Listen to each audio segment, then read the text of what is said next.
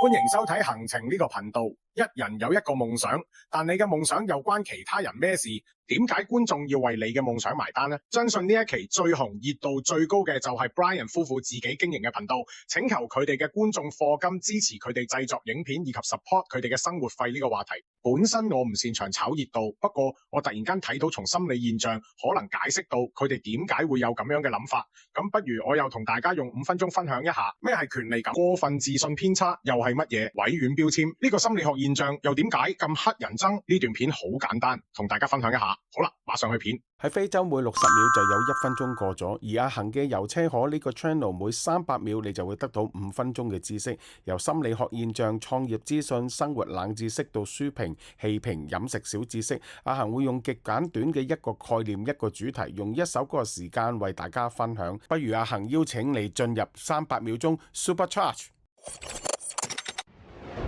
今日我想同大家探討一個最近嘅香港 YouTube 好熱門嘅話題，一對年輕夫婦去咗日本短期居留，佢哋希望透過經營 YouTube 頻道賺取生活費，最終達至佢哋嘅夢想，獲得居留權。呢對香港夫婦留日生活已經4個月，根據佢嚟講，佢哋預備咗半年經費已經所剩無幾，但係又唔想出去做兼職。於是佢自己嘅 YouTube channel 開會員頻道，然後佢拍咗段片呼籲其他人做咗咁嘅付費會員支持佢哋繼續創作，聽落去都好正常啫。不過佢依段近乎公關災難嘅片出街後，就被大家指責成為網絡乞衣。指責佢哋嘅人認為生活費即將耗盡，佢哋唔係諗住出去做嘢，又或者尋求朋友家人嘅支持，而係選擇同佢哋嘅讀者講，期望其他人用會員嘅方法支持佢哋繼續喺日本，最終達至取得到經營者簽證。根據佢哋所講，只要有400幾個人願意成為佢哋嘅會員，課金支持佢哋，其實就可以足夠佢哋嘅基本生活，同埋補貼佢哋買器材，甚至居馬費，令到佢哋可以繼續拍片。呢個呼籲觸動到唔少 YouTuber 嘅痛點，因為大部分嘅 YouTuber 都有走過其他讀者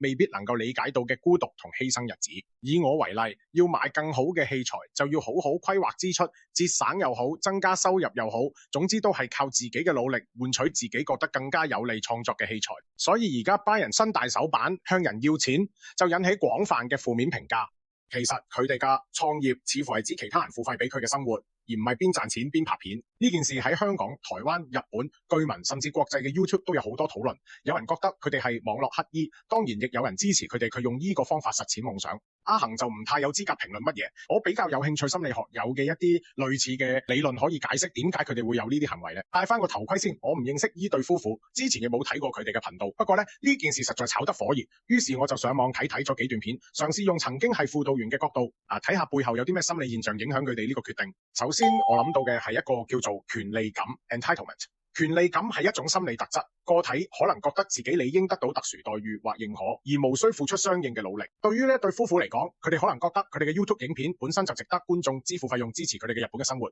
特別係當佢哋將呢啲描述為追逐夢想嘅時候，本來 YouTuber 係為觀眾提供內容價值，係一種分享，然後獲得認同之後，得到對方用俾 like 留言、推薦你嘅頻道，甚至打賞做會員嚟到鼓勵。可能喺佢哋嘅 YouTube 創作生涯呢，一開始就認為係一種賺錢嘅手段，所以既然我拍片係用嚟賺錢，所以就有一種權利感，認為佢哋人既然支持佢哋，佢就最好課金。呢種嘅心態有冇似細路覺得自己應該得到新玩具，唔使做嘅或者儲錢就得？我成績好就應該得到父母嘅好處，應該獲得相應嘅獎勵。研究顯示，權利感越年輕越常見，可能同佢嘅成長環境有關，例如父母過度溺愛或者唔教佢嘅努力嘅價值。根據 Entitlement Psychology Wikipedia 所講，權利感尤其出現喺自戀型人格感變，個體可能覺得世界欠咗嘅某種回報。其次，我哋嚟講下過度自信偏差，呢個係指個體高估自己嘅能力或成果嘅價值，覺得自己比實際情況好。對於呢對夫婦嚟講，佢哋可能覺得佢哋嘅影片質量或者影響力高於實際情況，所以覺得觀眾應該支付會員費支持佢哋嘅生活方式絕對唔成問題。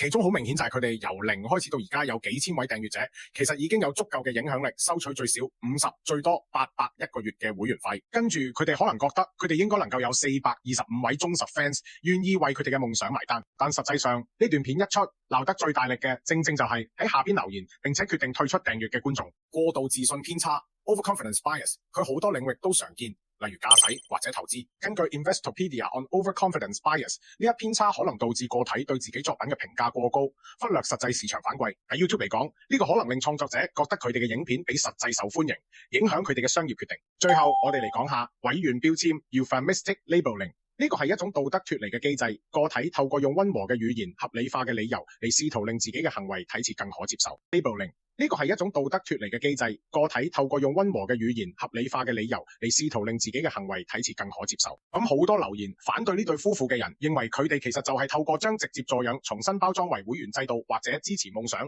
令觀眾覺得課金參與咗佢創作嘅一部分，而唔係純粹嘅財務求助。例如佢哋唔覺得呢個係一個乞衣嘅行為，你情我願下，利用 YouTube 容許嘅會員制度係幫佢哋實現夢想。呢種說法可以減輕咗佢嘅心理負擔，同時吸引同情心。根據 APA Dictionary of Psychology on Euphemistic Labeling， 委婉標籤咗好多領域都常見，例如公司可能用總括嚟講，咁我反覆咗睇佢睇呢段推廣會員制度嘅片，以及往後幾日佢哋後續嘅回應。我自己覺得剛才所講嘅3個心理現象嘅影響，權利感、過度自信偏差同委婉標籤，可以俾我哋更加明白點解佢哋會咁做。佢哋可能覺得自己理應得到支持，權利感，高估佢哋影片嘅價值，過度自信偏差，並透過溫和嘅語言驅使行為睇似合理，委婉標籤。但呢個只係基於現有信息嘅分析，我唔認識佢哋，可能有其他因素影響佢哋嘅決定。對於內容創作，我覺得保持謙虛，用分享嘅心態，用心機創作，同時評估自己作品嘅價值，確保提供高質素內容。對於觀眾記得保持批判性，唔好被操縱性語言影響。希望呢段分析幫到大家理解佢哋嘅行為，記得 like、share 同 subscribe。下一集見。